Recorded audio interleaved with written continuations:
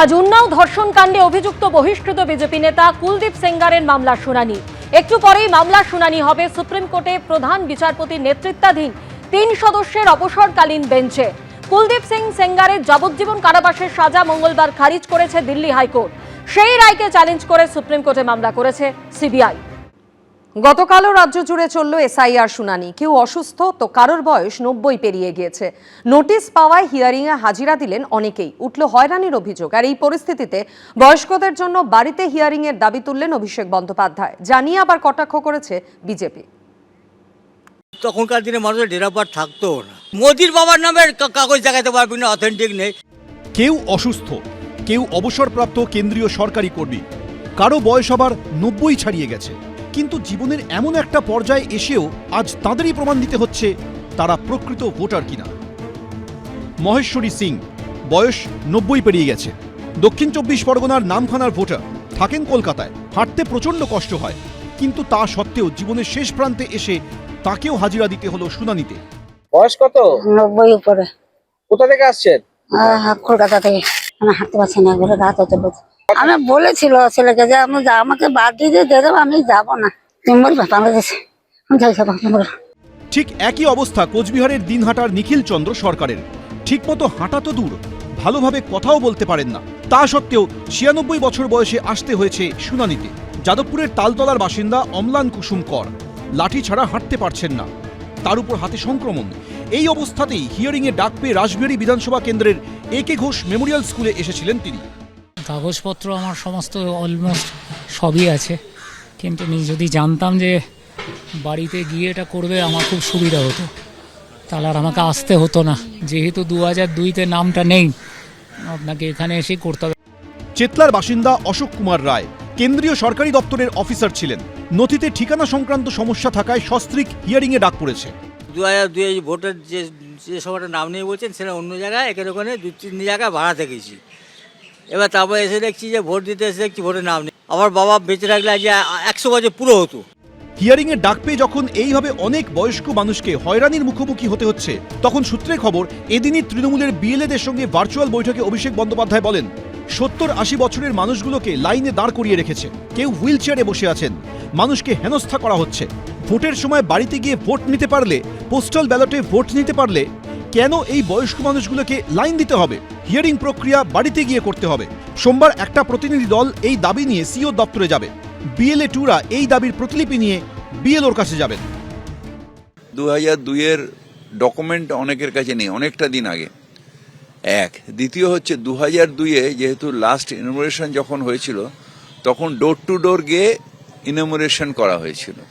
আর এই no mapping যেটা, যেহেতু এন্ট্রিটাই ভুল হয়েছে এবং 2002-এর পরে ডিলিমিটেশন হয়ে গেছে 2009-এ, সুতরাং তাদের ক্ষেত্রে কনস্টিটিউয়েন্সিও চেঞ্জ হয়ে গেছে অনেকগুলো ক্ষেত্রে। এই যে হঠকারিতার জন্য এটা আজকে মানুষকে সাফার করতে হচ্ছে। বাংলার মানুষ ওসব নিয়ে ভাবেই না।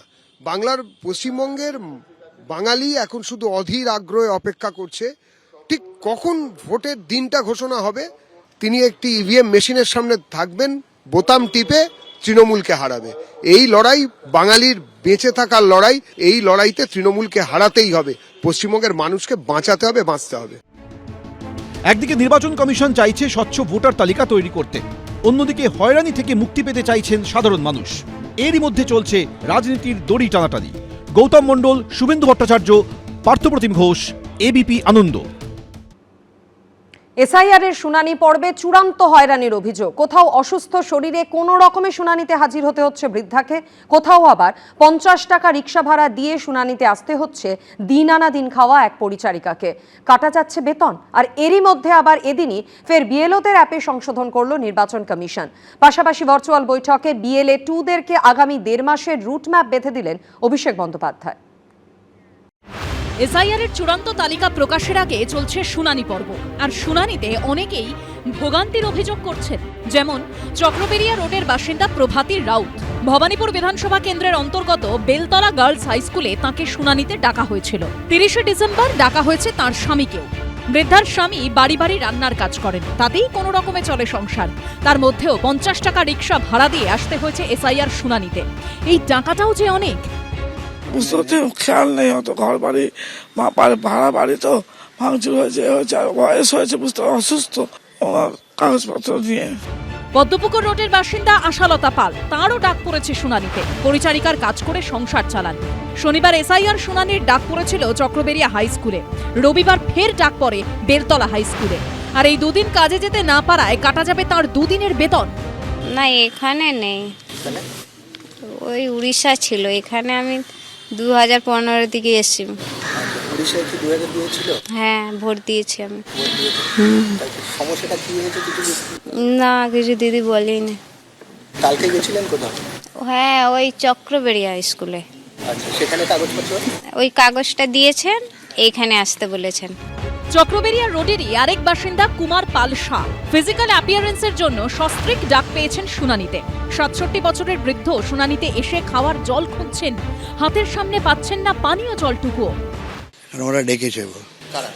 এই এসআইআর হিয়ারিং এর জন্য? কাকে কাকে ডেকেছে? আমি আর আমার ওয়াইফ দুজনই আছি। আপনি কত বছরের ভোটার এখানে? এখানে অনেক বছর, আমি 58 বার্থ ডেট আছে আমার, 58-এ বার্থ আছে আমার, তখন থেকে এখানেই আছি আমি। হ্যাঁ আছে, 2002 এর? আছে। এদিনই ফের বিএলওদের অ্যাপে সংশোধন করল নির্বাচন কমিশন। রিভেরিফাইং লজিক্যাল ডিসক্রিপেন্সির জায়গায় এবার আনা হলো শুধুমাত্র লজিক্যাল ডিসক্রিপেন্সি ফিচার। শনিবার ভোটারদের ব্যাপক ভোগান্তির পর রবিবার এই সিদ্ধান্ত নিল কমিশন। আজকে বিএলও অ্যাপে একটি যে ফিচার ছিল, সেই ফিচারটাকে চেঞ্জ করা হয়েছে। নতুন না বলে আমরা বলবো চেঞ্জ করা হয়েছে। এর আগে যেটা ছিল তার নাম ছিল রিভেরিফাই লজিক্যাল ডিসক্রিপেন্সি, সেটা পাল্টে আজকে দেওয়া হচ্ছে লজিক্যাল ডিসক্রিপেন্সি, শুধু কথাটা লেখা হয়েছে। এবং তার সাথে সাথে প্রতিটি বিএলওর কাছে একটা নতুন তালিকা, মানে ভোটারদের তালিকা পাঠিয়ে দেওয়া হয়েছে। মূলত এই তালিকাটা দেখে বোঝা যাচ্ছে যেটা, এবং যেটা নির্দেশ দেওয়া হয়েছে সেটা হচ্ছে যে এদের হিয়ারিং হবে না। এদিকে এতেও ত্রুটি রয়ে গেছে বলে বক্তব্য বিএলওদের একাংশের। প্রথম কথা হচ্ছে এরকমও আছে যে কিছু কিছু ক্ষেত্রে মানে আমি নিজে খুব ভালোভাবে কাজ করেছি, যে নামগুলো দেওয়া আছে অ্যাপে দেখতে পাচ্ছি, সেম নামগুলোই আবার লজিক্যাল ডিসক্রিপেন্সিতে ফেলে দিয়েছে। মানে বাবার নাম ঠিক আছে, কিন্তু এক্স্যাক্টলি আবার ওটাকেই লজিক্যাল ডিসক্রিপেন্সিতে ফেলে দিয়ে বলছে বাবার নাম ভুল আছে। আমি পার্সোনালি চেক করে দেখেছি ঠিক আছে। ভোটার আনিসুর রহমান, এখানে লজিক্যাল ডিসক্রিপেন্সি কি? Father name does not match with father name in ইরোল of 2025, এটা মিসম্যাচ। আমরা বারবার এটাই বলছিলাম যে অ্যাপটি ত্রুটিপূর্ণ এবং যেভাবে নির্বাচন কমিশন চলছে সেটা অসাংবিধানিক। এ নিয়ে বিএলএ 2-দের সঙ্গে ভার্চুয়াল বৈঠকে অভিষেক বন্দ্যোপাধ্যায় বলেন, 1,38,00,000 নাম লজিক্যাল ডিসক্রিপেন্সির মধ্যে ঢুকিয়ে দিয়েছে, কিন্তু এদের তালিকা প্রকাশ করছে না। 31 তারিখ আমি নির্বাচন কমিশনে যাব, 1,36,00,000 লজিক্যাল ডিসক্রিপেন্সি নিয়ে প্রশ্ন করব। তারা নানা বিষয় ঘোষণা করেছে, কিন্তু এই লজিক্যাল ডিসক্রিপেন্সির তালিকা দেওয়া হয়নি, তাদের কাছে তালিকা নেই। যখন খসড়া ভোটার তালিকা ঘোষণা করা হয়েছিল তখন মৃত বা অস্তিত্বহীনতার মতো বিভিন্ন কারণে প্রায় 58 লক্ষ নাম বাদ দেওয়া হয়েছিল। তবে বিজেপি নেতারা বারবার বলেছেন যে 1 কোটিরও বেশি নাম বাদ দিতে হবে। নির্বাচন কমিশন বিজেপিকে সাহায্য করতে অতিরিক্ত কাজ করছে, এই কারণেই তারা এই অযৌক্তিক অসঙ্গতির বিষয়টি নিয়ে এসেছে এবং তাদের কাছে কোনো তালিকা নেই। যাদের ডেকেছে তাদের বলছে আজ জাস্ট একটা ছবি তুলে আর একটা স্টিক মেরে ছেড়ে দেবে, কারণ এখন ওরা বলছে টেকনিক্যাল ফল্ট। অ্যাকচুয়ালি গাফিলতি হয়েছে যে 2002-এর যারা ডাটা এন্ট্রি করেছে 2002-এর তারা করেনি, কারণ 2002টা পায়নি। এটা তো ইলেকশন কমিশনের যে হটকারিতার জন্য এটা হয়েছে। গভীরতা টবিরতা ষড়যন্ত্র এইসব তত্ত্বকে নস্যাৎ করে বাংলার মানুষ শুধু অপেক্ষা করছে কখন ভোটের দিন আসবে তৃণমূলকে হারানোর জন্য সে বোতাম টিপবে। তৃণমূল হারছে, তৃণমূল হারবে, তৃণমূল হেরে গেছে। সব মিলিয়ে এসআইআর এর শুনানি পর্ব নিয়েও পিছু ছাড়ছে না রাজনৈতিক তরজা। রুমা পাল ও সুদীপ্ত আচার্যর রিপোর্ট, এবিপি আনন্দ। এবিপি আনন্দ, এগিয়ে থাকে, এগিয়ে রাখে।